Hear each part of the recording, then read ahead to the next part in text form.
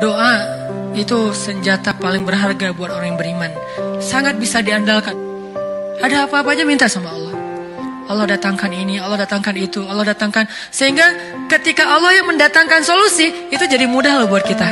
Setiap kita butuh minta sama Allah, nanti Allah datangin. Kita nggak punya network, Allah punya.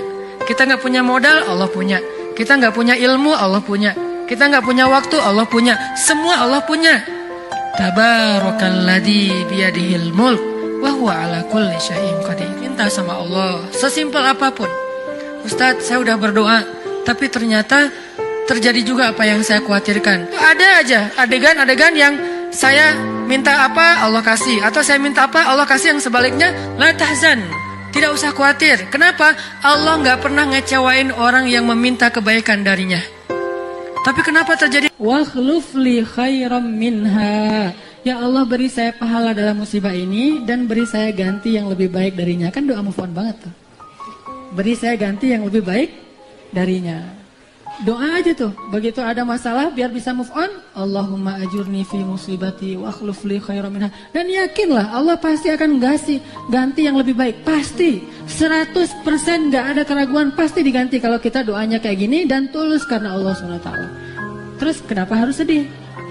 Jadi begitu ada masalah, oh berarti mau dikasih yang lebih baik. Kalau diputusin, ya udah berarti akan nyambung lagi dengan yang lebih baik. Siapa yang lebih baik? Yang mau menjadi pasangan kita secara halal, yang diakadkan dengan baiat cinta. Terus kalau gitu nggak boleh kerja sama dengan makhluk. Nggak, ini bab ikhtiar. Bedakan bab ini berdua. Bab tawakal dengan bab ikhtiar. Ini dua bab yang berbeda. Bab ikhtiar, bab zahir. Bab tawakal, bab batin. Yang kita omongin sekarang urusan batin. Bab yakin kepada Allah. Ketika yakin kita mendua dari Allah kepada makhluk, saat itu kita lemah. Makin banyak makhluk yang kita harapin dari dia, makin kita lemah. Makin sedikit makhluk, makin kita kuat. Makin tidak ada siapapun kecuali Allah. Hasbunallah. Itulah puncak dari kekuatan kita. Ternyata kekuatan kita biar kita walas, kuat, tenang menghadapi masalah itu bukan ketika kita berpikir masih ada yang nolongin kita di antara makhluk.